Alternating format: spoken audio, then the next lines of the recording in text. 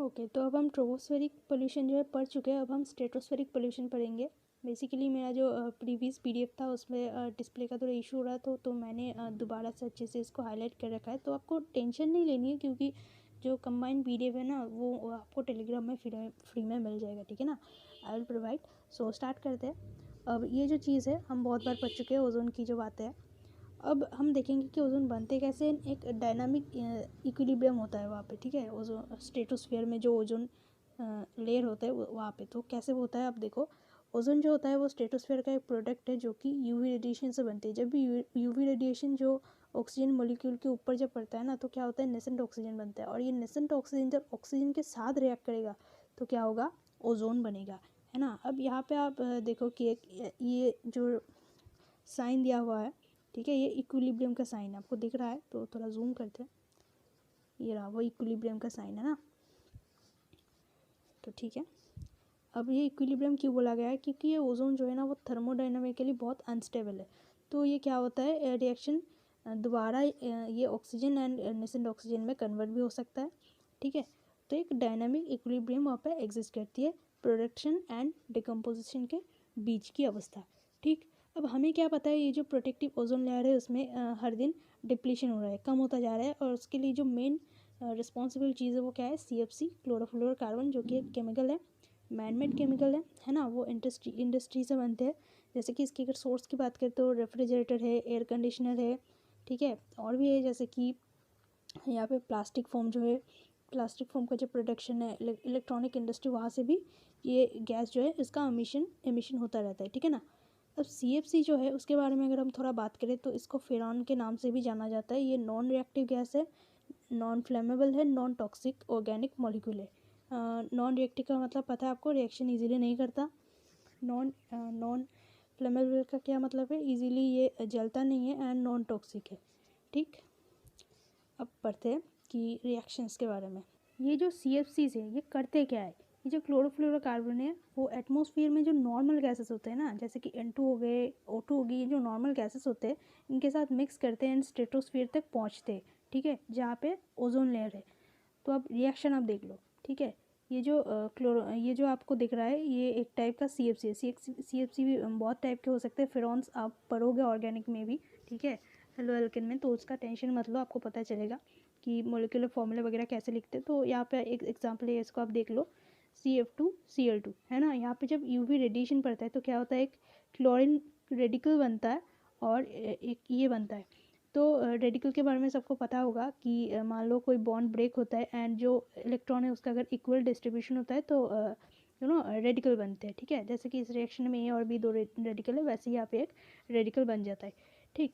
तो ये जो क्लोरीन रेडिकल है, अब ये क्या करता है, ओजोन के साथ रिएक्ट करता है। ये रिएक्शन सबसे ज़्यादा इंपॉर्टेंट है इन तीनों में, तो मैंने इसको रेड बॉक्स में कर दिया है।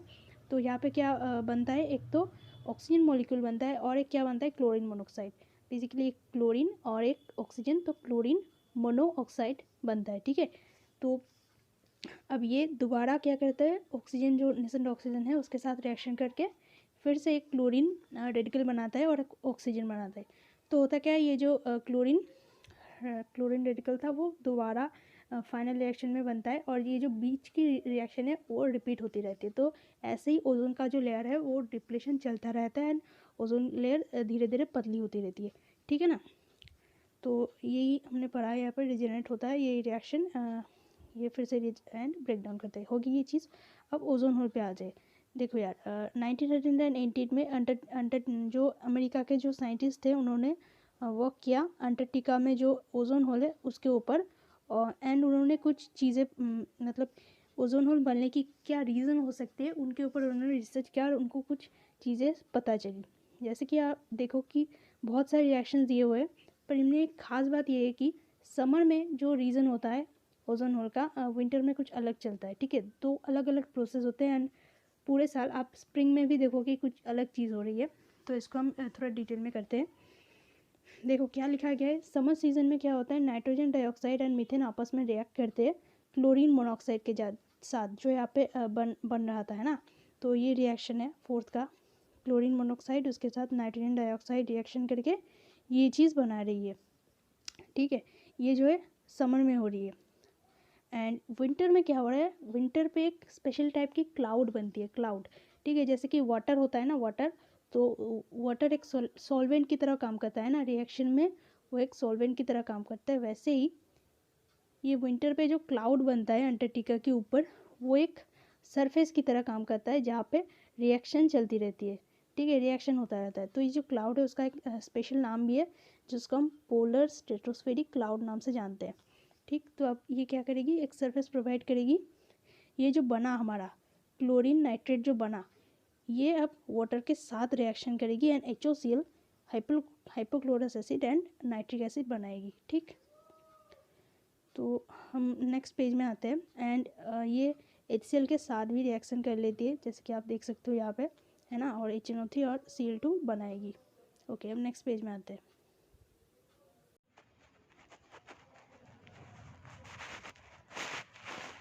तो समर और विंटर में जो भी प्रोसेसेस होते हैं वो तो हमने देख लिया। अब हम स्प्रिंग की बात करते हैं, ठीक है।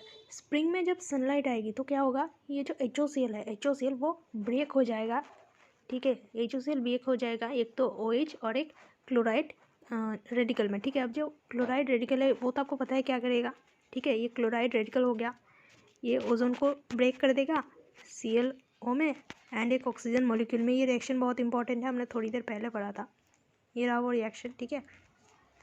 ग्रेट। अब ओके, तो ये चीज़ें हमें समझ में आ गई कि ये जो ओजोन होल है वो बनती कैसे है। अब देखेंगे कि डिप्रेशन की वजह से इफ़ेक्ट्स क्या क्या हो रही है हमारे अर्थ पे, ठीक है। एक तो ह्यूमन या फिर एनिमल्स में इफेक्ट होगा और एक दूसरा प्लांट्स में होगा।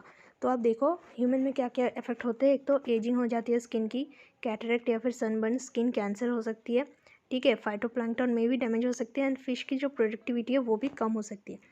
प्लांट्स में क्या हो सकते हैं, प्लांट की जो प्रोटीन्स है they got easily affected by the UV radiation, ठीक है, ड्यू टू म्यूटेशन। बेसिकली क्या होगा, कोई भी लिविंग ऑर्गेनिज्म है, ठीक है, उसमें क्या होगा, DNA होगा, RNA वगैरह होगा, तो उनमें जब UV जैसी पावरफुल रेडिएशन गिरेगी तो क्या होगा, उनमें म्यूटेशन हो जाएगा। म्यूटेशन एवोल्यूशन का जो बेसिक कंसेप्ट है वो सबको पता है, ठीक है। तो यहाँ पे वो सारी चीज़ें डिस्कस नहीं करेंगे। अब ये सिर्फ लिविंग चीज़ों में इफेक्ट नहीं डालती, नॉन लिविंग चीज़ों में भी इफेक्ट डालती है।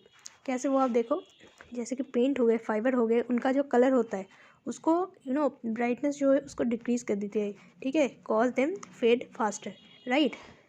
एक और चीज़ भी यहाँ पे मेंशन किया गया है, इवेपोरेशन का जो रेट होता है प्लांट में उसको इंक्रीज़ कर देती है। अब इसका क्या लॉजिक है, देखो, जब ओजोन लेयर का डिप्लीशन होगा तो क्या होगा, बहुत सारी सनरेज आएंगी। बेसिकली हमने ग्लोबल वार्मिंग का जो कंसेप्ट है वो भी पढ़ लिया है। तो जब ग्लोबल वार्मिंग होगी, टेम्परेचर इंक्रीज़ होगा तो क्या होगा, प्लांट में इवेपोरेशन का रेट जो है बढ़ जाएगा, है ना। तो यही चीज़ यहाँ पर बताई गई है। अब ये हमारी हो गई ओजोन लेयर की बात। अब पढ़ते हैं वाटर पोल्यूशन। वाटर पोल्यूशन हमें पता है कि वाटर एसेंशियल है लाइफ के लिए, ये सारी चीज़ें हमें पता है। तो वाटर पोल्यूशन की जो रीजंस है, सोर्सेस है, उनको हम दो टाइप के मान सकते हैं। एक तो हो सकते हैं ईजिली आइडेंटिफाई, ठीक है, या फिर इजीली आइडेंटिफाइड सोर्स जिसको हम पॉइंट सोर्स बोलेंगे, और एक होंगे जिसको हम इजीली आइडेंटिफाई नहीं कर सकते, those are non point source. तो मैं कलर चेंज कर लेती हूँ, ठीक है। तो पॉइंट सोर्सेज कौन कौन से हो सकते हैं, म्यूनिसिपल एंड इंडस्ट्रियल डिस्ट्रिक्ट जो पाइप्स होंगे वो होंगे पॉइंट सोर्स, ठीक है। तो हमें पता है कि यहाँ से पोल्यूशन क्रिएट हो रहा है, तो ये चीज़ें आइडेंटिफाइबल है, तो ये क्या हो जाएंगे, पॉइंट सोर्स हमारे। और एक चीज़ होती है non point source. Non point source का अगर एग्जांपल देखें तो क्या होगा, एग्रीकल्चरल रन ऑफ, ठीक है, रेन हो गया, एसिड रेन हो गया, ठीक है, स्टॉर्म वाटर ड्रेनेज जैसे कि स्ट्रीट से भी आ सकती है, पार्किंग लॉन से भी आ सकती है, ठीक है। तो ये सारी ये जो चीज़ें है इसको हम इजीली आइडेंटिफाई नहीं कर सकते कि पोल्यूशन का एग्जैक्ट पॉइंट क्या है, तो इसको हम नॉन पॉइंट सोर्स बोलेंगे। वाटर पोल्यूशन के जो कॉजेज़ है उनको भी हमने कुछ चीज़ों में बांट रखा है, जैसे कि पैथोजन हो गए, ऑर्गेनिक वेस्ट हो गए, केमिकल चीज़ें हो गई। तो पैथोजन की बात करते हैं। देखो वाटर में अगर हम पैथोजन की मेन सोर्स की बात करें तो वो डोमेस्टिक स्वेज है ना। एंड डोमेस्टिक स्वेज में बहुत सारी चीज़ें होगी, लाइक एनिमल एक्सक्रीटा होगी, है ना, जैसे कि ह्यूमन एक्सक्रीटा में कुछ पैथोजेंस पाए जाते हैं जैसे ई कोलाई, है ना, एस्चेरिचिया कोलाई, स्ट्रेप्टोकोकस फेकलिस। और ये सारी चीज़ें क्या करती है, जो हमारी गैस्ट्रो इंटेस्टिनल ट्रैक्ट होती है, जैसे कि GI ट्रैक्ट होती है, उस पर डिजीज़ कॉज करती है। तो ये वाटर पोल्यूशन का कॉज हो गया। एक और देखते हैं ऑर्गेनिक वेस्ट। अब ऑर्गेनिक वेस्ट कैसी क्या क्या होती है, जैसे कि लीव्स हो गए, ग्रासेस हो गए, है ना, एक्सेसिव फाइटोप्लैंक्टन्स हो गए, ये सारी चीज़ें हो जाएंगी ऑर्गेनिक वेस्ट। अब ये वाटर को कैसे अफेक्ट करते हैं वो देखते हैं थोड़ी देर, क्योंकि कुछ लोगों को समझ में नहीं आ रहा होगा कि ये जो फाइटोप्लैंक्टन्स है, ठीक है, ये कैसे मतलब वाटर पोल्यूशन कर देंगे। देखो होता क्या है, जब वाटर में बहुत सारा ऑर्गेनिक मटेरियल आ जाता है तो जब जो बैक्टीरिया वगैरह होते हैं तो वो उनको डिकम्पोज करते हैं। अब डिकम्पोज करेंगे तो क्या होगा, वाटर में जितनी भी ऑक्सीजन है, बैक्टीरियाज अपनी जो भी प्रोसेसेस करेंगे डिकम्पोज करने के लिए, उसके लिए वो सारे ऑक्सीजन को खींच लेंगे। तो होगा क्या, प्लांट की जो एक्वेटिक लाइफ है, प्लांट की जो इकोसिस्टम है वो बिगड़नी शुरू हो जाएगी, ठीक है। तो अब देखो यहाँ पे क्या बोला गया है, कोल्ड वाटर जो होता है, कोल्ड वाटर, ठीक है, उसका जो DO होता है, मतलब डिजॉल्व ऑक्सीजन, DO का फुल फॉर्म क्या होता है, डिजॉल्व ऑक्सीजन। डिजॉल्व ऑक्सीजन कितना होता है, 10 ppm। ppm का मतलब जिनको नहीं पता वो होता है पार्ट्स पर मिलियन, ठीक है। मिलियन का मतलब क्या होता है, 10⁻⁶। तो कोल्ड वाटर में DO कितने हो गए, 10 ppm। जहाँ पर आप देखो, अगर हम ऑक्सीजन इन एयर की बात करें तो वो होते हैं 2 लाख ppm, है ना। तो यहाँ पे आप समझ सकते हो कि एयर में जितनी ऑक्सीजन है, वाटर में, स्पेशली कोल्ड वाटर में, उससे बहुत ही ज़्यादा कम है। दैट्स वाई क्या होता है कि अगर बहुत कम अमाउंट में भी ऑर्गेनिक वेस्ट आ जाता है ना, तो क्या होता है, ये जो बैक्टीरियाज होते हैं इनको डिकम्पोज करने की कोशिश करते हैं। सो जितना सा अमाउंट, मतलब जितना कम अमाउंट ऑक्सीजन भी वाटर में था उसको भी खींच लेते हैं। सो दैट्स वाई ये वाटर पोल्यूशन का एक बहुत बड़ा कॉज बन जाते हैं। अब जो थर्ड पॉइंट है हमारा वो है, ओके इसके पहले और भी चीज़ें हम कवर कर लेते हैं, इसको देख लो एक बार आप। ये जो भी चीज़ें हैं उसको एक टेबल के फॉर्मेट में NCERT में दिया हुआ है, तो हम देख लेते हैं एक बार। डोमेस्टिक स्वेज जो होते हैं वहाँ से क्या निकलते हैं, माइक्रो ऑर्गेनिज्म जो हमारे लिए एक पोल्यूटेंट होते हैं। वैसे ही एनिमल एक्सक्रीटा जो भी हो गए, ठीक है, प्लांट हो गए, डिस्चार्ज फूड वगैरह हो गए, वो ऑर्गेनिक वेस्ट हो जाते हैं।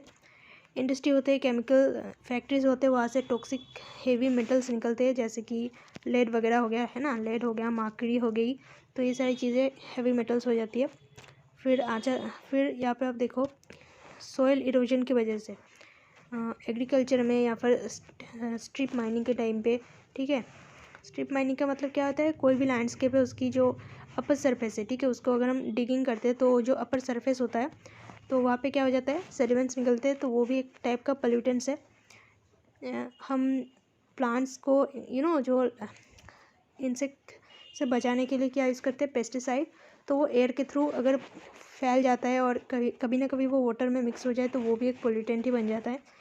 एंड जो लास्ट पॉइंट है ये भी बहुत अच्छा है, इंटरेस्टिंग है, कि इंडस्ट्री में जो भी हम कूलिंग के लिए यूज़ करते हैं, कूलिंग के लिए जो वाटर यूज़ करते हैं, उसकी जो हीट होती है वो एक्वेटिक लाइफ को बहुत ज़्यादा अफेक्ट करती है ना। तो पोल्यूटेंट में हीट भी यहाँ पे शामिल हो जाएंगे हमारे। अब यहाँ पे देखो, डिज़ोल्व ऑक्सीजन जो वाटर में है उसका लेवल अगर 6 ppm से कम हो जाता है तो फिश की जो पॉपुलेशन है वो भी कम हो जाएगी धीरे धीरे, है ना। बेसिकली वाटर में एयर ऑक्सीजन जो है वो इतना कम क्यों है, क्योंकि एयर से जो है वो ऑक्सीजन डायरेक्टली वाटर में आता है, एक प्रोसेस हो गया। एंड वो ऑक्सीजन का जो डिज़ोल्विंग पावर है वाटर में वो भी बहुत ज़्यादा कम है। एंड दूसरी प्रोसेस क्या हो जाती है, एक्वेटिक जो भी ग्रीन प्लांट्स है वो थोड़ा बहुत फोटोसिंथेसिस कर लेती है एंड उसके चलते वाटर में थोड़ा बहुत ऑक्सीजन मिक्स होता है।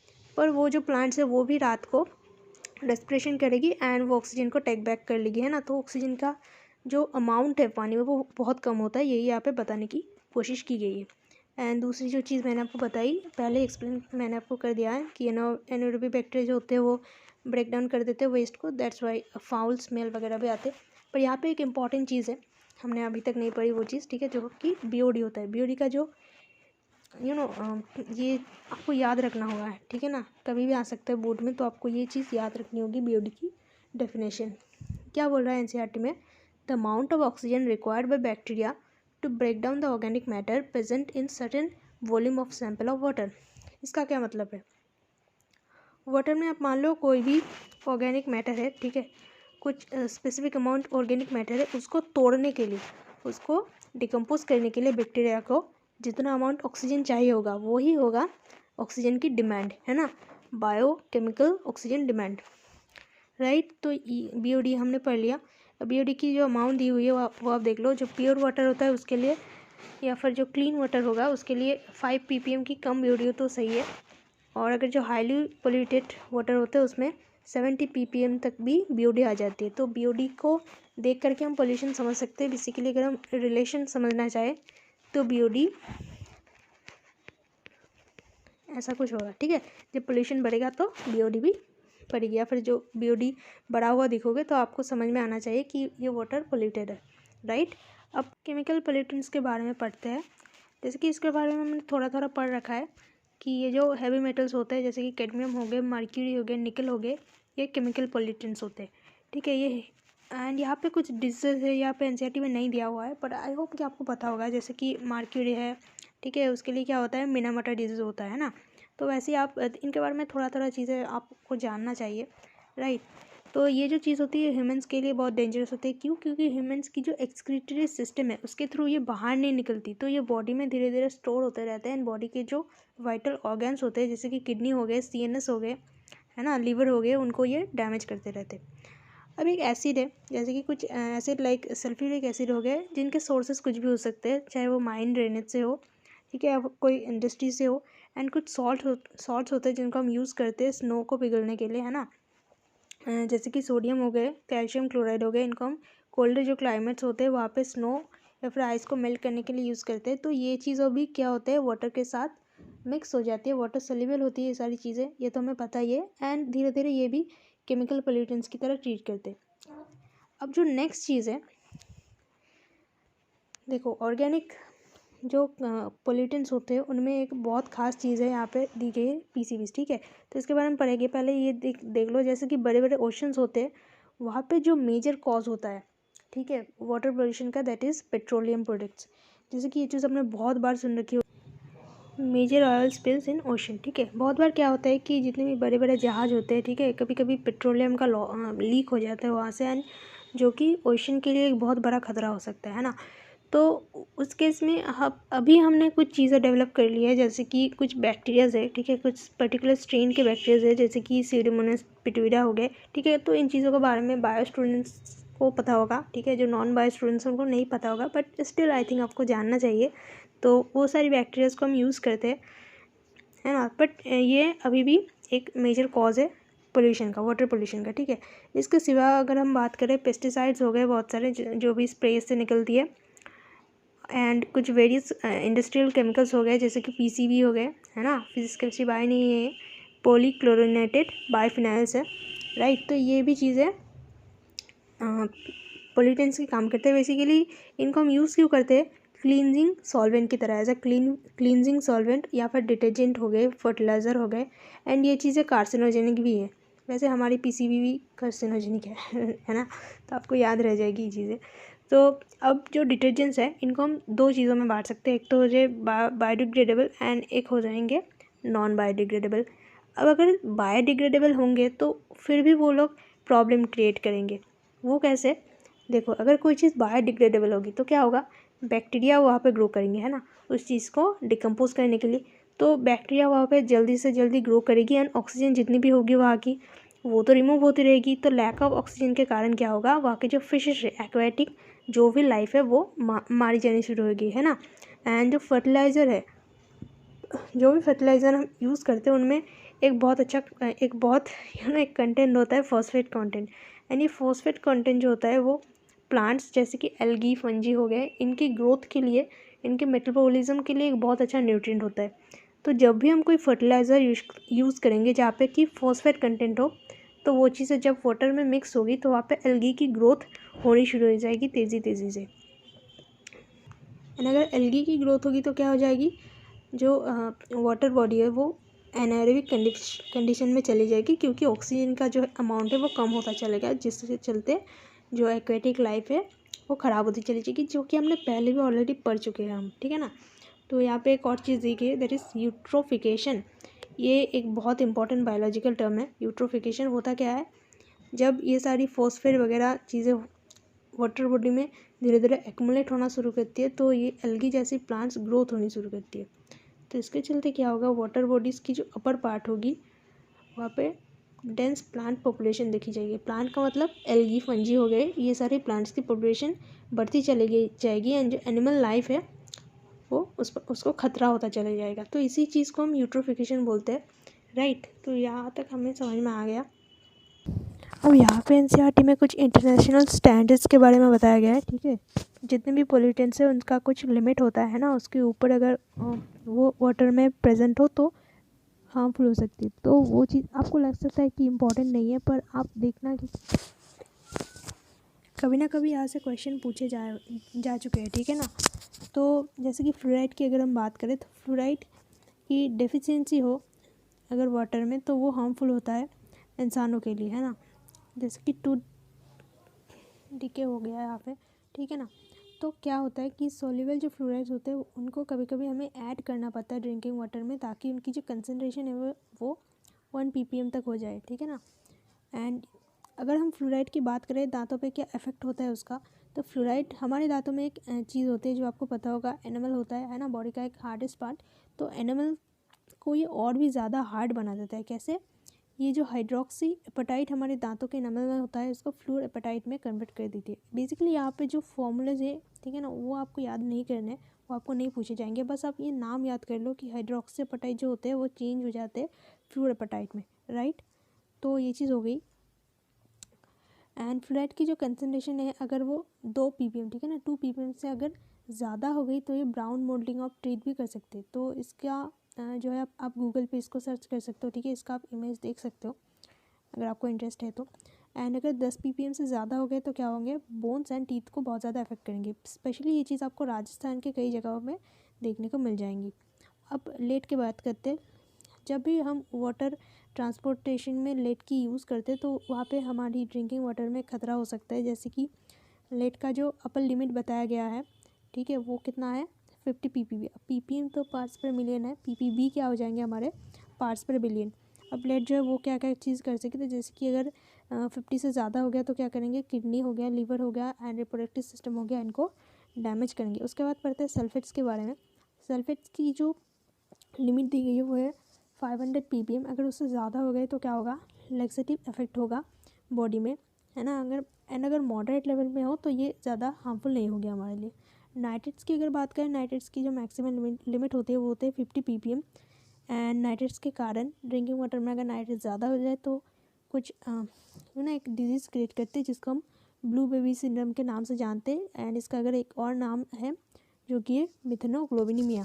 तो ये चीज़ आपको याद रखनी होगी।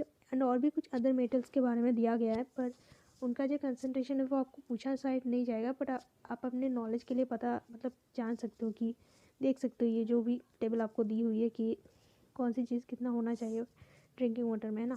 अब यहाँ पे कुछ एक्टिविटी दी गई है जो कि इम्पोर्टेंट नहीं है, तो हम यहाँ पे आते हैं।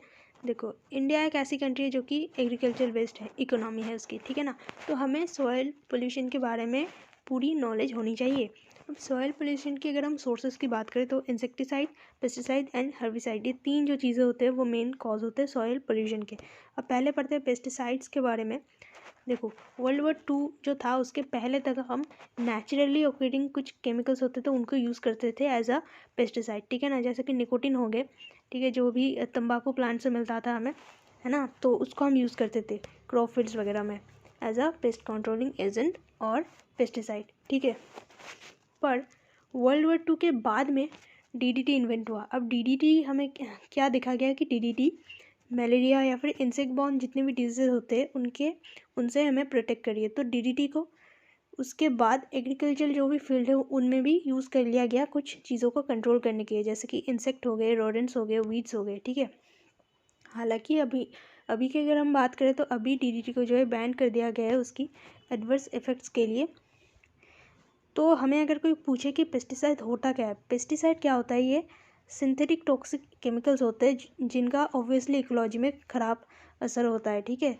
दे are not eco friendly things. अब इसके चलते क्या होता है, पेस्ट की जो है रेजिस्टेंट वैरायटी बनती जा रही है। रेजिस्टेंट वैरायटी क्यों हो रही है, क्योंकि अगर आपको म्यूटेशन के बारे में थोड़ा बहुत भी आइडिया है तो आप समझ में आ रहा होगा कि हम जितनी पेस्टिसाइड की यूज़ करते जा रहे हैं तो इंसेक्ट जो है उनके इंसेक्ट्स रेजिस्टेंट होते जा रहे हैं उनसे भी ज़्यादा, ठीक है ना। तो हमें क्या करना पड़ रहा है, जो भी पेस्टिसाइड हम अभी तक यूज़ कर रहे थे उससे भी ज़्यादा पावरफुल पेस्टिसाइड यूज़ करना पड़ रहा है। एंड जो भी पेस्टिसाइड हम यूज़ करते हैं वो धीरे धीरे इनइफेक्टिव होती चली जा रही है। जैसे कि पहले शुरू में हम डीडीटी यूज़ करते थे पर अब जो है DDT की रेजिस्टेंट वैरायटी बन चुकी है। तो इसके चलते क्या हुआ, हमें DDT से भी पावरफुल कुछ चीज़ें, कुछ पेस्टिसाइड यूज़ करना पड़ रहा है, जैसे कि एल्ड्रिन हो गए, ठीक है, डेल्ड्रिन हो गए, ये सारी चीज़ें हमें यूज़ करनी पड़ी है। अगर हम ऑर्गेनिक टॉक्सिन्स की बात करें तो वो दो तरीके की मतलब ऑर्गेनिक टॉक्सिन्स की बात करें तो उनकी नेचर क्या होती है, एक तो वो वाटर इंसॉल्युबल होता है एंड दूसरी चीज़ वो नॉन बायोडिग्रेडेबल होते हैं। अब आपको अगर फूड चेन या फिर इसका आइडिया है ना, तो आपको ये चीज़ समझ में आ रही होगी कि ये जो DDT वगैरह है, जो भी non degradable and water insoluble चीज़ है, वो धीरे धीरे फूड चेन के थ्रू लोअर ट्रॉपिक लेवल से हायर ट्रॉपिक लेवल तक जाती रहती है एंड इसकी जो कंसनट्रेशन होती है वो भी धीरे धीरे बढ़ती चलती है हायर एनिमल्स में, है ना। इसके चलते क्या होता है, serious metabolic and physiological disorders होते हैं, क्योंकि ये चीज़ें बॉडी से आसानी से निकलती नहीं है, तो स्टोर होती रहती है एंड बहुत ज़्यादा अमाउंट तक स्टोर होने पर क्या हो सकता है, इंसान की डेथ भी हो सकती है। जैसे कि यहाँ पे आप देखो मॉलिक्यूलर लेवल है, उसके बाद एक्वेटिक प्लांट में आया है ना, जैसे कि फाइटोप्लैंक्टन्स वगैरह में आया, उसके बाद स्मॉल फिशेस, उसके बाद लार्ज फिश, फिर लार्जेस्ट फिशेस एंड अल्टीमेटली ये ह्यूमन बीइंग में पहुँचती है, तो वो काफ़ी ज़्यादा डेंजरस हो जाती है, राइट। तो अब हम पढ़ते हैं इसके आगे। तो ये जो चीज़ थी, इनके बदले में हमने क्या किया, less persistent and more biodegradable कुछ प्रोडक्ट्स या फिर पेस्टिसाइड्स बनाने की कोशिश की, ठीक है, जिनको हम क्या बोलते हैं, ऑर्गेनोफॉस्फेट्स बोलते हैं। ऑर्गेनोफॉस्फेट्स या फिर कार्बामेट्स इंट्रोड्यूस किया गया मार्केट में। पर क्या होता था, इनका भी कुछ असर कम नहीं है, ठीक है, ये भी नर्व टॉक्सिन्स होते हैं। तो हुआ क्या, बेसिकली ये मोर हार्मफुल बन गए, राइट। एंड धीरे धीरे क्या हुआ, एग्रीकल्चर फील्ड वर्कर्स की डेथ की रिपोर्ट्स आने लग गई। तब क्या हुआ, जो भी पेस्टिसाइड्स इंडस्ट्री थे उन्होंने अपने आप को शिफ्ट कर लिया हर्बिसाइड्स में, ठीक है, क्योंकि ये चीज़ें उस टाइम पे होने लग गई थी, तो पेस्टिसाइड धीरे धीरे बैन होने शुरू हो गए थे, तो उन्होंने शिफ्ट कर लिया था अपने आप को हर्बिसाइड में। जैसे कि हर्बिसाइड्स के अगर हम एग्जांपल बोले तो आप इसको याद रख सकते हो, सोडियम क्लोरेट, ठीक है, एंड दूसरा है सोडियम आर्सेनाइड, राइट। पर क्या हुआ कि शिफ्ट करने से उनकी मार्केट में तो बहुत अच्छी होने लगी, जैसे कि यहाँ पे आप देखो फ्लोरिशिंग इकोनॉमिकल मार्केट, उनकी मार्केट बहुत अच्छी चलने लगी, पर ये चीज़ें भी इन्वायरमेंट फ्रेंडली नहीं थे, राइट। एंड इवन ये जो चीज़ें थे, हर्बिसाइड्स जो थे, वो पेस्टिसाइड से भी ज़्यादा टॉक्सिक थे मैमल्स के लिए एंड परसिस्टेंट भी नहीं थे ऑर्गेनोक्लोराइड्स की तरह। एंड ये चीज़ें भी वही पेस्टिसाइड के जैसे ही फूड वेब में जो है जमती रहती थी एंड बर्थ डिफेक्ट जैसी खतरनाक बीमारियां होने लगती थी, बर्थ डिफेक्ट्स होने लगते थे, राइट। अब कुछ और भी स्ट्रेंज रिपोर्ट्स आने लग गए, जैसे कि कॉर्न फील्ड में अगर आप देखो तो जो भी फील्ड्स वीडेड मतलब इंसानों को द्वारा कंट्रोल करी जाती थी, है ना, लेबर्स के द्वारा, फिर वर्कर्स के द्वारा कंट्रोल करी जाती थी, उनसे भी ज़्यादा इंसेक्ट अटैक जो है एंड प्लांट डिजीज जो है वो उन फील्ड्स में दिखे गए जहाँ पे कि हम हर्बिसाइड्स का यूज़ करते थे। तो ये लाइन अगर हम पढ़ते हैं, corn fields spread with herbicides were more prone to insect attacks and plant disease and we did manually. तो हमें ये चीज़ समझ में आई कि चाहे वो हर्बिसाइड हो, चाहे वो पेस्टिसाइड्स हो, ये सारी चीज़ें में से कोई भी चीज़ मतलब इको फ्रेंडली तो नहीं होगी, पर ये जो मार्केट में इनकी वैल्यू बहुत ज़्यादा होगी, मतलब इको फ्रेंडली नहीं होने के बावजूद भी ये इकोनॉमिकली बहुत ज़्यादा वैल्यूएबल है, ठीक। तो अब आगे आते हैं इंडस्ट्रियल वेस्ट में। अब इंडस्ट्रियल वेस्ट जो होते हैं ये भी दो तरीके के हो सकते हैं, biodegradable and non biodegradable. Biodegradable कौन से होंगे, कॉटन मिल से जो भी मिलते हैं, फूड मिल से जो भी मिलते हैं, पेपर मिल्स या फिर टेक्सटाइल फैक्ट्री से, वो सारे होंगे आपके बायोडिग्रेडेबल, ठीक है, ये ज़्यादा हार्मफुल नहीं होंगे हमारे लिए। एंड जो नॉन बायोडिग्रेडेबल होंगे वो कौन से वेस्ट होंगे, जो कि थर्मल पावर प्लांट हो गए, ठीक है, वहाँ से जो भी फ्लायर्स वगैरह आते हैं, या फिर इंटीग्रेटेड आयरन स्टील प्लांट से जो भी आते हैं, ठीक है ना, फ्लाई एसेस, वो होंगे हमारे नॉन बायोडिग्रेडेबल चीज़ें। अब यहाँ पे कुछ और भी चीज़ें हैं, जैसे कि ब्लास्ट फर्नेस के स्लैग हो गए, स्टील मेल्टिंग के टाइम पे जो भी स्लैग्स निकलते हैं, स्लैग्स बेसिकली क्या होते हैं, इम्प्योर थिंग्स, ठीक है। एंड यहाँ पे जो भी टर्म यूज़ किए गए हैं, जैसे कि मड हो गए, टेलिंग्स हो गए, इनके बारे में आपको टेंशन लेने की ज़रूरत नहीं है, इनके बारे में आप डिटेल में एक चैप्टर में पढ़ोगे, है ना, आइसोलेशन ऑफ एलिमेंट नाम का जो चैप्टर है वहाँ पर आप पढ़ोगे। तो ओके, अब ये जो चीज़ें हैं ना, इनको जो डिग्रेडेबल चीज़ें हैं उनके लिए तो हमें सोचने की ज़रूरत नहीं है, पर जो नॉन डिग्रेडेबल चीज़ें उनको डिपॉजिट करने के लिए भी कुछ सूटेबल मेथड्स हैं, ठीक है।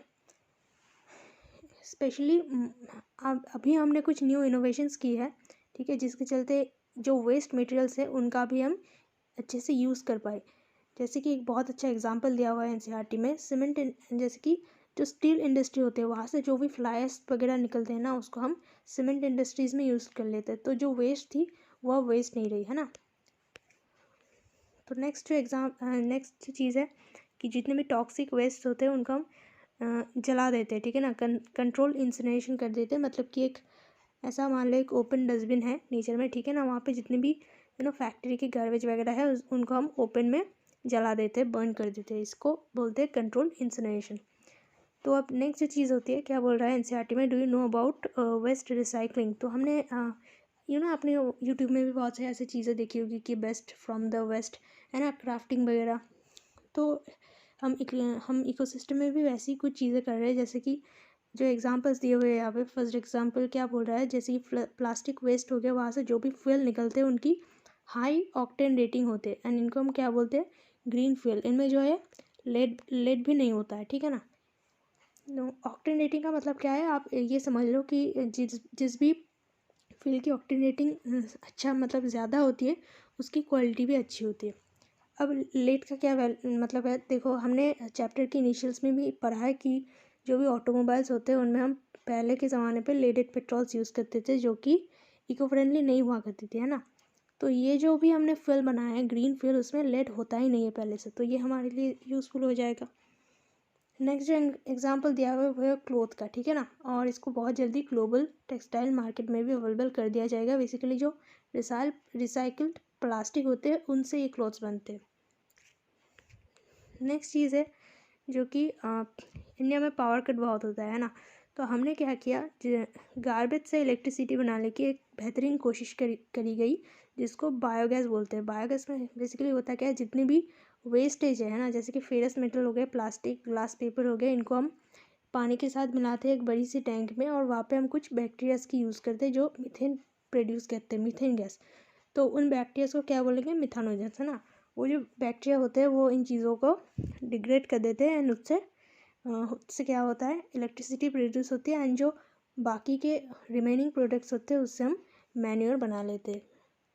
तो हमें ये तो पता चल गई कि नीड क्या है सॉइल पोल्यूशन के बारे में जानने की। अब हम करेंगे क्या, वेस्ट मैनेजमेंट करना सीखेंगे। तो वेस्ट मैनेजमेंट में हमारी पहली स्टेप क्या होगी, collection and deposition. Domestic waste, जैसे कि जो भी घर से आपके वेस्ट वगैरह लाए जाते हैं उसको स्मॉल बिन से पहले म्यूनिसिपैलिटी द्वारा कम्युनिटी बिन्स में लाया जाता है, फिर वहाँ इनको सॉर्ट किया जाता है, मतलब अलग किया जाता है बायोडिग्रेडेबल एंड नॉन बायोडिग्रेडेबल चीज़ों में, ठीक है। अब जो बायोडिग्रेडेबल चीज़ें होंगी उनको क्या करेंगे, लैंडफिल्स में यूज़ करेंगे, एंड फिर इससे कंपोस्ट बनाएंगे, ठीक है ना। जैसे कि कोई अनसस्टेनेबल लैंड है, वहाँ पे हम ये चीज़ें हम वहाँ पे स्टोर कर देंगे, एंड कुछ दिनों बाद वो अपने आप लैंड को सस्टेनेबल बना देगी, राइट। एंड अगर वेस्ट को ऐसे ढंग से मैनेजमेंट नहीं किया जाए तो क्या होगा, वो सीवर्स में पहुंच जाएगी, एंड कुछ तो कैटल्स के पेट में भी जाएगी, and they can also die by choking, right. तो इन चीज़ों से बचाने का एक ही तरीका है वेस्ट को मैनेजमेंट करना, एंड जो हमारे वर्कर्स होंगे उनके लिए भी हमें special gloves and waterproof boots and gas mask वगैरह यूज़ करना चाहिए।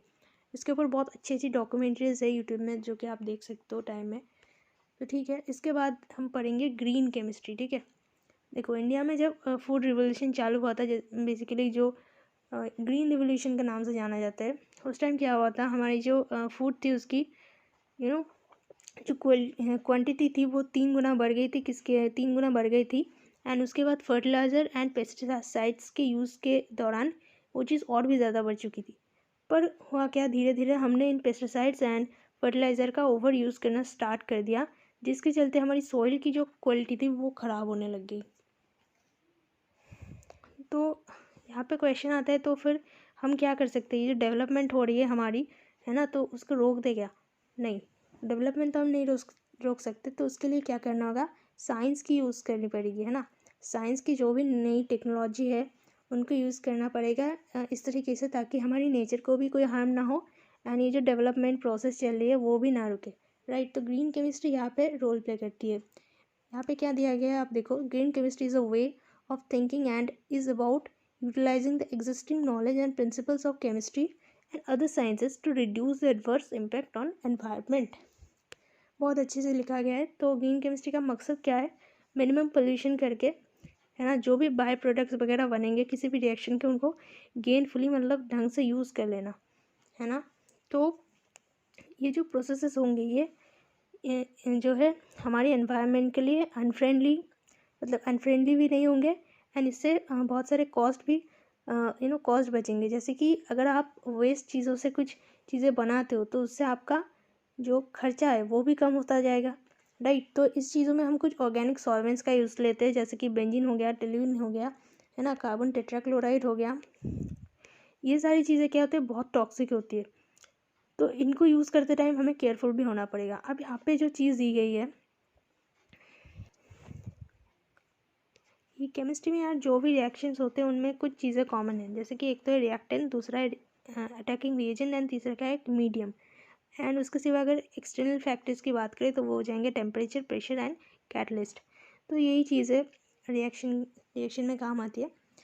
तो अगर हमें कोई भी रिएक्शन को इको फ्रेंडली बनाना है तो ऐसी कोई ऐसी कोई अरेंजमेंट करनी पड़ेगी ताकि जो भी ऐसे प्रोडक्ट्स बनते हैं जो कि नेचर के लिए अच्छी नहीं है, तो वो जो भी प्रोडक्ट बनते हैं, मान लो कोई ए रिएक्शन से बी बन रही है, ये जो प्रोडक्ट बनेगी हमें ये ध्यान रखना होगा कि ये पहली बात तो 100% बने, ठीक है, इसका यील्ड जो है 100% हो। एंड अगर कुछ बच भी जाता है, लाइक कोई और भी चीज़ बन जाती है जो कि हमारे लिए इम्पोर्टेंट नहीं है एंड नेचर को हार्म पहुंचा सकती है, तो इसको हम किसी दूसरी रिएक्शन में काम में ले सके।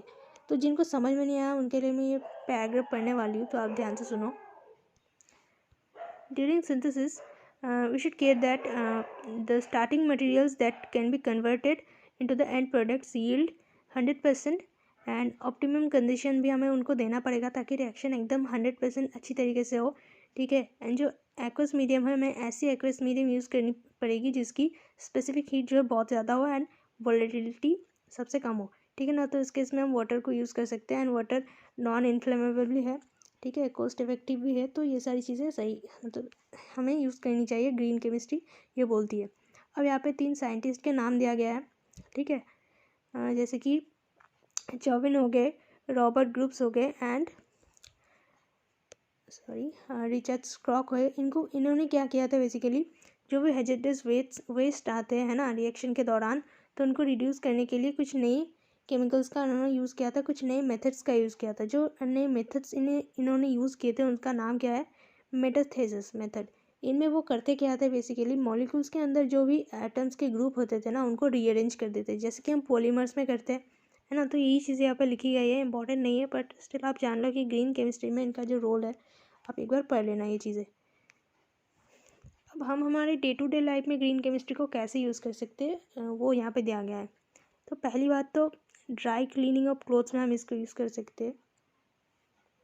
जैसे कि जो ड्राई क्लीनिंग के लिए सॉल्वेंट होता है वो क्या होता है, ये आप याद कर लो, टेट्राक्लोरोइथीन, ठीक है ना, टेट्राक्लोरोइथीन। अगर हम इथीन की फॉर्मूला देखें तो वो कैसी हो जाएगी, ऐसी होती है इथीन की फॉर्मूला। और अगर ये जो हाइड्रोजन है इनको हम रिप्लेस कर दें किससे, क्लोरीन से, तो वो क्या हो जाएगी, टेट्राक्लोरोइथीन, मतलब 4 क्लोरीन एंड 1 इथीन। समझ में आ गया।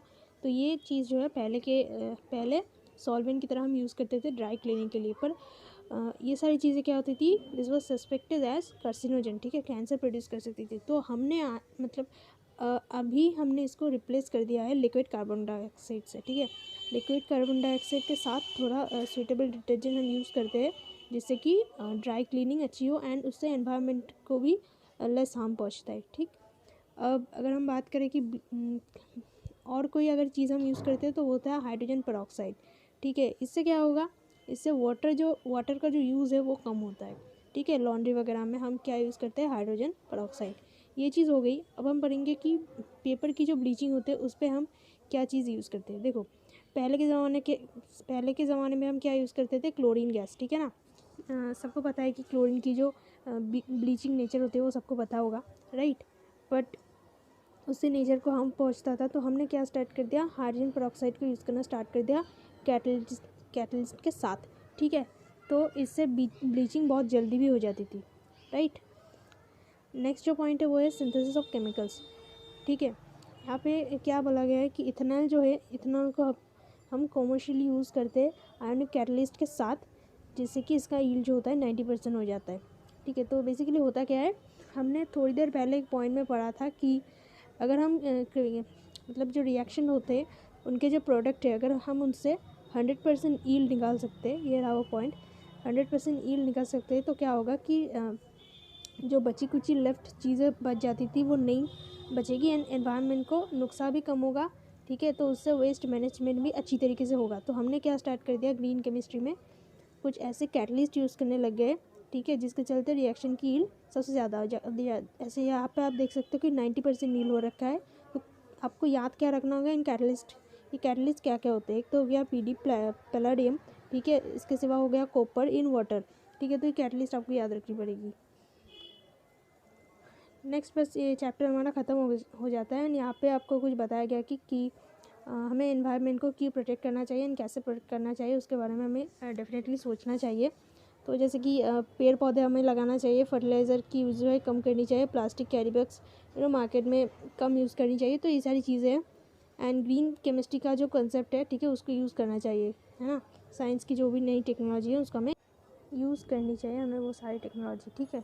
तो यहाँ पे चैप्टर तो ख़त्म हो गया। अब जो एक्सरसाइज बचा हुआ है एक्सरसाइज, ठीक है ना, वो बोर्ड्स के लिए इंपॉर्टेंट है। तो इनको बेसिकली देखो क्वेश्चन तो बहुत इजी है एंड एनसीईआरटी से ही उठाई गई है, पर इनको लिखना आना चाहिए आपको, ठीक है, ताकि आपको अच्छा नंबर मिले, ठीक है ना। तो अगर कोई भी क्वेश्चन आ जाता है यहाँ से, तो व्हाट आई विल डू कि नेक्स्ट जो वीडियो आएगी उसमें हम ये जो एक्सरसाइज है इसको डिस्कस तो करेंगे एंड उसके साथ इसकी जो प्रॉपर आंसर शीट होगी, है ना, कैसे इन चीज़ों को लिखते हैं, वो मैं आपको प्रिपेयर करके दे दूँगी एंड आप उससे पढ़ लेना। एंड प्लस हम एग्जाम्पलर के जो क्वेश्चन होते हैं ना, ठीक है, इस चैप्टर से आए हुए वो भी कर लेंगे, ताकि जो लोग कॉम्पिटिटिव एग्ज़ाम्स की प्रिपरेशन कर रहे हैं उनको भी आसानी हो।